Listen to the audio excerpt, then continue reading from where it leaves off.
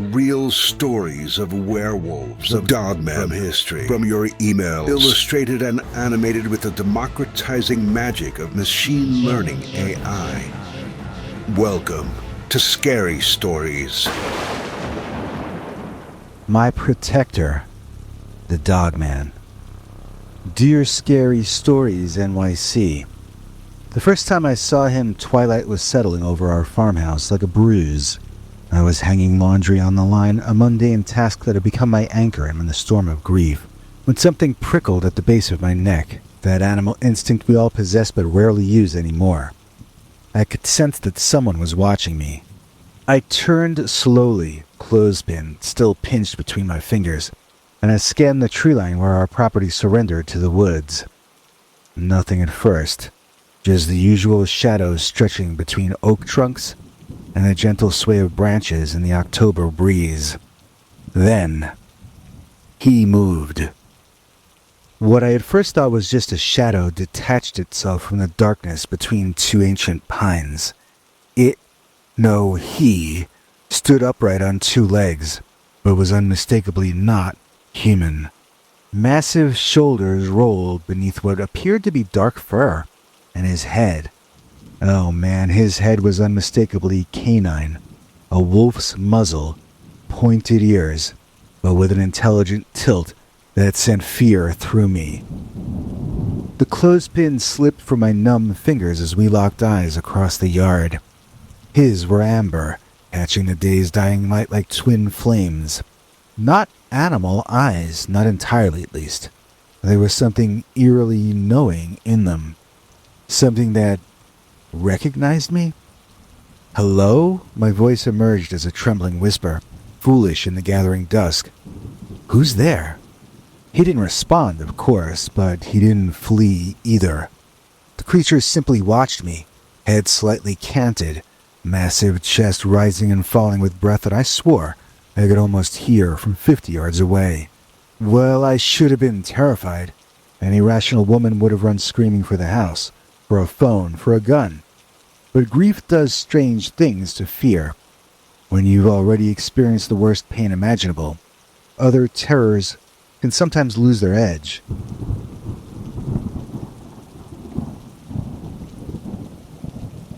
Besides, something about him felt familiar. It wasn't until my vision blurred that I realized I'd been staring without blinking. I allowed myself that single moment of weakness. One blink, and he was gone. The space between the pines stood empty, with only the disturbed underbrush suggesting that he'd even been there at all. I'm losing my mind, I whispered to myself, pressing cold palms against my feverish cheeks. 4 months without Jim, and now I'm seeing monsters in the woods. Monsters. Was that what I had seen?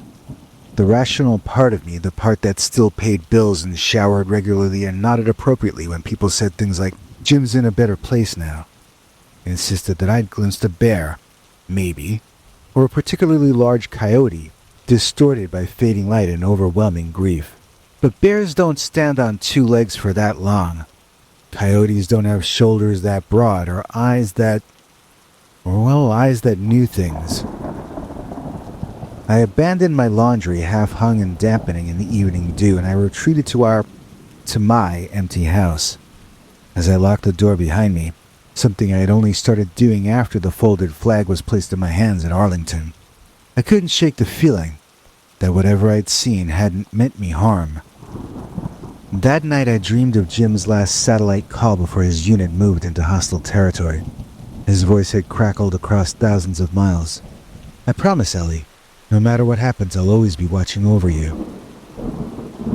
In the hazy border between dreaming and waking, those words tangled with amber eyes watching from the tree line.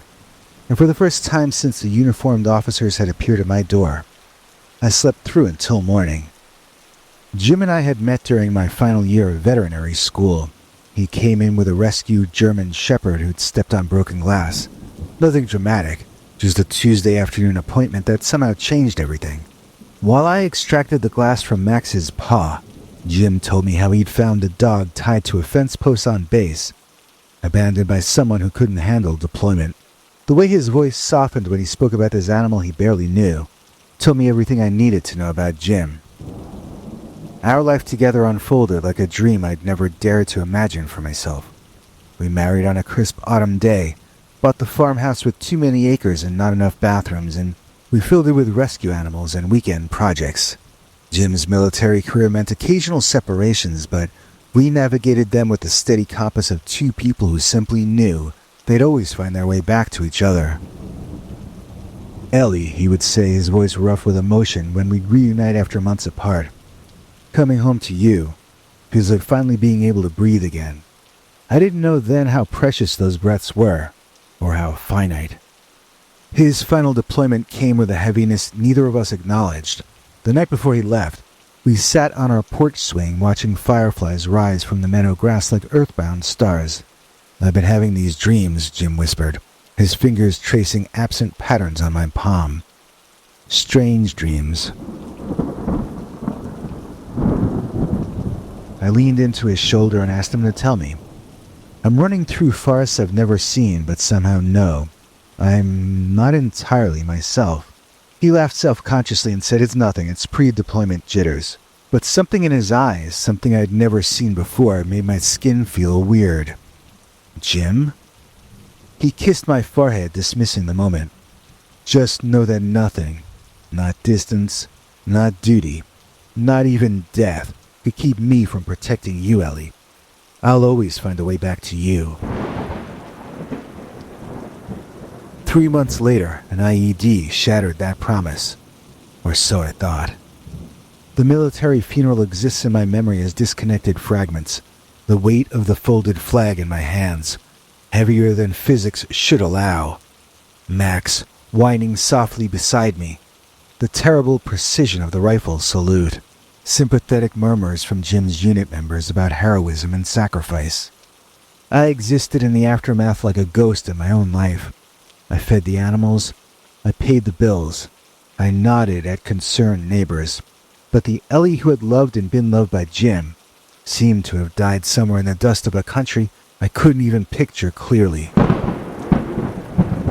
The dreams began about a month after the funeral. Vivid, disorienting dreams of running through our woods on all fours, sensing every rustling leaf, every scurrying creature. Dreams of standing at the edge of our property watching myself hang laundry with hands that weren't hands at all. I dismissed them as grief's strange workings, until the morning I found muddy paw prints too large to belong to any local wildlife, leading from the woods to our bedroom window, and then back again. That same day, I discovered Jim's dog tags missing from my nightstand. Winter settled over our small town with a bitter determination. 3 months after Jim's death, I forced myself to attend a grief support group at the community center, mostly to silence my sister's constant worried calls. The December evening had already surrendered to darkness by the time our session ended, and the light snow was falling as I cut through Jefferson Park on my way to the parking lot. Going through the park after dark was probably unwise, but grief has a way of reordering your fears. What was a mugger compared to the gaping void of life without Jim? As if summoned by my carelessness, a figure stepped out from behind the gazebo, his face shadowed by a hood. The knife in his hand caught the distant streetlight, a slim gleam of menace and the gathering snow. "Purse! Phone! Now!" His voice was jittery, desperate, more frightening somehow than if he'd been coldly professional. I stood frozen, not from fear, but from a strange detachment. I remember thinking, this doesn't even matter. Nothing really matters anymore. "Are you deaf? Give me your damn purse." He stepped closer, knife extended. That's when I heard it. A low growl that seemed to vibrate the very air around us. Not the sound of any dog I'd ever treated at my practice. This was primordial, a sound that reached into human DNA and triggered ancient alarms. The mugger heard it too. His eyes widened, darting past me toward the darkness beyond the park's lamplight. "What the heck is that?" he whispered. I didn't turn around. I didn't need to. Something in me already knew. The growl deepened, closer now. The man's face drained of color as he stared at something behind me. something tall enough that his gaze lifted significantly above my head.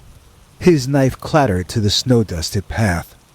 When the creature moved, it was with impossible speed for something so large.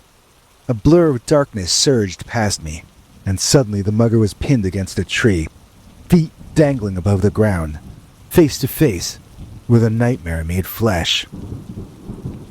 The dogman held him with one massive clawed hand, jaws slightly parted to reveal gleaming teeth, hot breath visible in the cold air.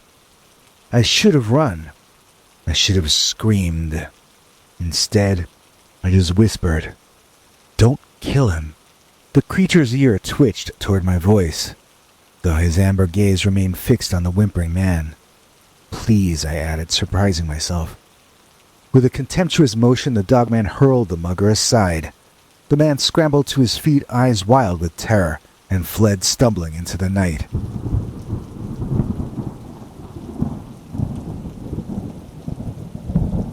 Only then did the creature turn to me. Snow gathered on his dark fur as we regarded each other. The face was wolf-like, yet the expressions were unmistakably sentient. Those eyes, they studied me with concern, head tilting in a gesture so achingly familiar that my knees nearly went weak. "Jim?" The name escaped me as a broken whisper. The creature's ears flattened slightly.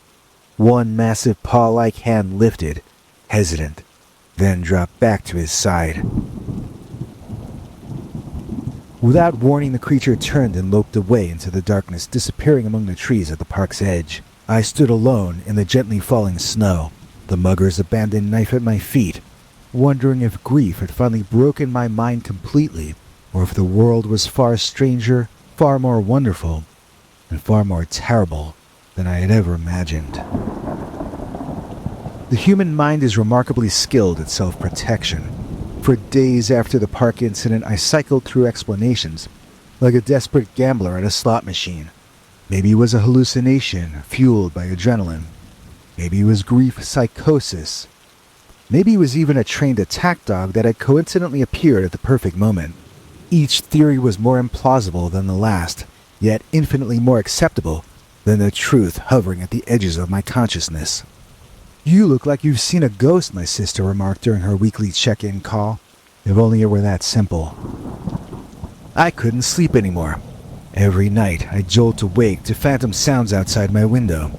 Breathing, scratching, the soft pad of heavy feet on our porch.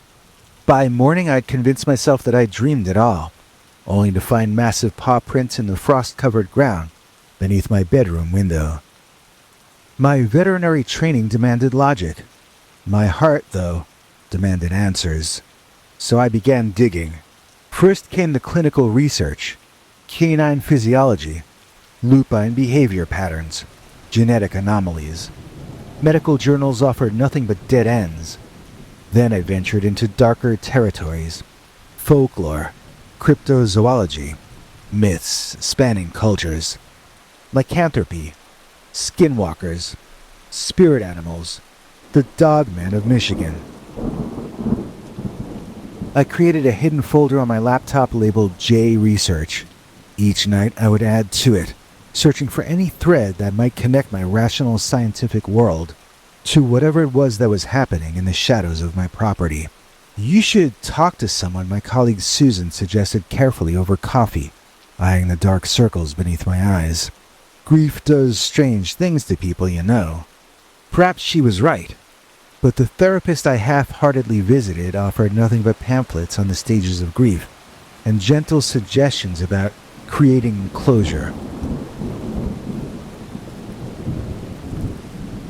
Closure wasn't exactly what I needed. Understanding, that was what I needed.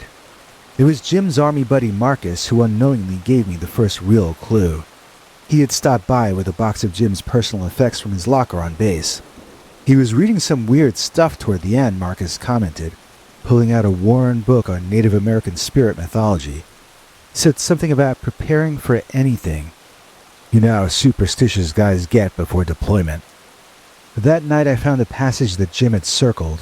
It read, The warrior's spirit can take many forms to protect what he loves. The strongest bond transcends death itself, allowing the spirit to walk between worlds in whatever shape is necessary to fulfill its sacred duty. As I closed the book, a familiar prickling sensation crawled up my spine.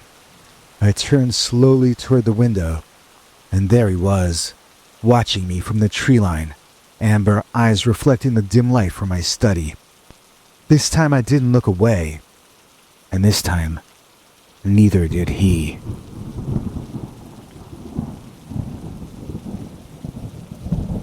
Max had been my lifeline after Jim died.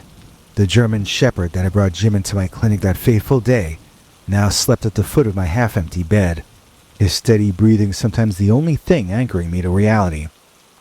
He had become attuned to my grief, pressing his warm body against my legs whenever tears threatened to overwhelm me. March arrived with relentless rain, transforming our property into a muddy archipelago of puddles. During a brief evening reprieve from the downpour, I had led Max out for his usual patrol of the yard, while I sorted through bills at the kitchen table. Thunder cracked overhead without warning. I glanced up, expecting to see Max scratching at the door. He'd always been terrified of storms. But the porch was empty. "Max," I called, stepping out onto the wet porch. Nothing but the accelerating patter of rain answered me. I grabbed a flashlight and a raincoat, panic rising in my throat as I called his name into the gathering darkness. For hours I searched, sloshing through mud, checking every outbuilding, following the perimeter of our property where it met the woods. By midnight, drenched and hoarse from calling, I collapsed onto the porch steps. Losing Max felt like losing the last living connection to Jim. A final cruel twist of fate's knife. For 2 days I posted flyers, called shelters, and wandered our woods until my boots wore blisters into my heels. Each night, I returned home to a house that felt emptier than ever. On the third night, broken with exhaustion, I finally succumbed to sleep on the couch, still dressed in mud-spattered jeans. The front door cracked open despite the chill. A soft whine pierced my dreamless sleep. Then scratching, insistent, familiar. I bolted upright, momentarily disoriented. The living room clock read 3:17 a.m. Another whine. It sounded like Max. I flung the door open to find my dog sitting calmly on the porch, his fur damp, but remarkably clean given his days-long absence. No visible injuries. Not even the expected exhaustion. Just an alertness to his posture that seemed almost proud. "Max, where have you been?" I dropped to my knees, burying my face in his fur as relieved tears spilled down my cheeks. That is when I saw it. Movement at the edge of our yard, where the security light's reach faded. The dogman stood partially obscured by an ancient oak, his massive frame unmistakable, even in the dim light. Max turned toward him, ears perked forward, not in alarm, but in recognition. The creature lifted a clawed hand in what could only be described as a gesture of farewell, then melted back into the darkness. Max trotted into the house with the relaxed confidence of a dog who'd never been lost at all, carrying something in his mouth. He dropped it at my feet. Jim's missing dog tags. The metal somehow warm despite the cold night. The chain carefully knotted to shorten its length, as if it had been worn by a neck much larger than a human's.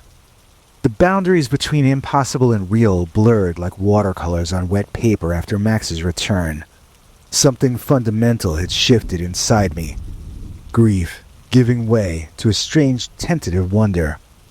That night I placed a bowl of leftover beef stew on the edge of the porch before going to bed.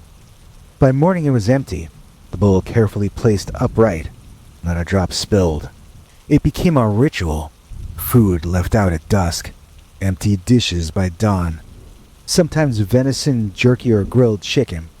I remember Jim's carnivorous appetite with a smile as I prepared these offerings.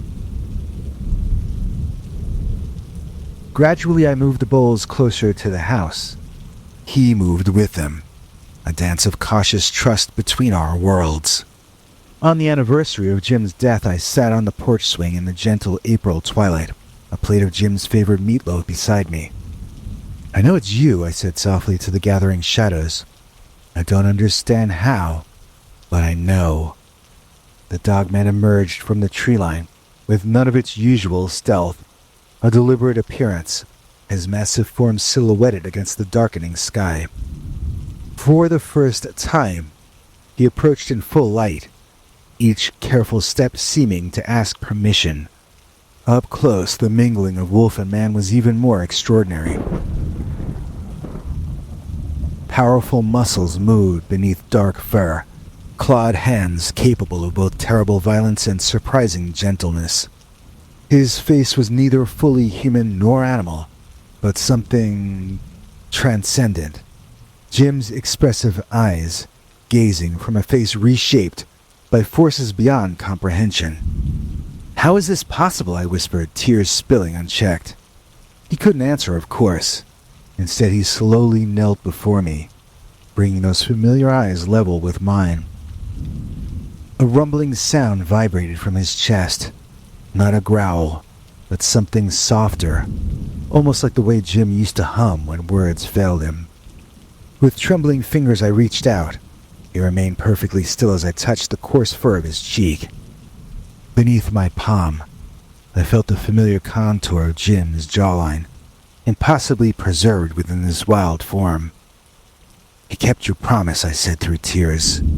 His massive head bowed in acknowledgement. 2 weeks later, my friend Bill from town council pounded on my door, red-faced and clutching his hunting rifle. "There's something in these woods, Eleanor. Something dangerous. A pack of us are going hunting tomorrow night." The old Eleanor might have nodded quickly, meekly. The woman I'd become, though, stood straight-backed in the doorway. "There's nothing dangerous on my property, Bill. And if I catch anyone trespassing with weapons, I'll have them arrested." That night, as moonlight silvered the meadow grass, I walked barefoot to the edge of the woods. "They're looking for you," I said to the darkness. "You need to be careful." He emerged like a shadow-given form, head tilted in that questioning way I'd come to cherish. "This is your home, too," I told him. "We'll protect it together."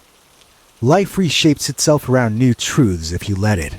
The boundaries of my existence, once narrowed by grief, expanded to include midnight walks with a guardian that defied explanation, bowls shared under stars, and a love that had found its way back against impossible odds.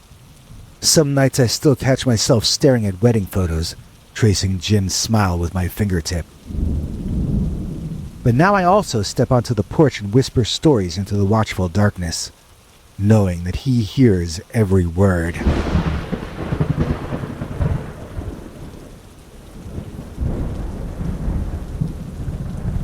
I know that neighbors whisper about the strange widow on the old farm who talks to shadows and leaves food in the woods.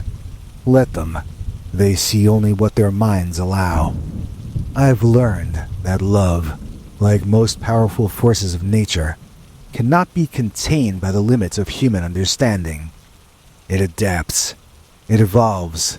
It finds new forms. And sometimes, it watches over you with amber eyes from the edge of what's possible. We're on the air like nothing is wrong, cause tonight's show is sponsored by a guy named Sean. Please join me in thanking channel member Sean Saunders for making this episode possible. As a channel member, he gets to see our weekly secret uncensored episodes, like the new one coming out later tonight called Dogman Broke Into My Summer Home. For more information about how you can help this channel stay online like Sean Saunders, here's our international TV spokesmongrel, Henry Lee Dogman. Hank? Thanks, Biggie. And thanks to all of you for watching this far. If you liked it, please click like. If you'd like to see more of our work, please subscribe. And also click that bell icon if you'd like to be notified when we put out a new episode. To become an executive producer, you can donate to us through the thanks button under each of our videos or through our paypal.me/PeterBernard209 page. To receive cool perks like secret uncensored Dogman episodes far too wild to ever run on this channel, you can become a YouTube channel member by clicking the join button, or join our PayPal subscribers club at peterbernard.com. Joining either at the $3 a month level or above gets you access to our over 25 hours of secret uncensored Dogman stories available nowhere else. Do you have a scary story about Dogman or some other kind of high strangeness that happened to you? Let us know by emailing us at scarystoriesnyc@gmail.com or by leaving us a voicemail message at 804-LA-SCARY. You may need to call back on that when it cuts off after I think 3 minutes. And if you don't want to do any of that stuff, thank you for simply watching to the end. Good night, and have a scary tomorrow.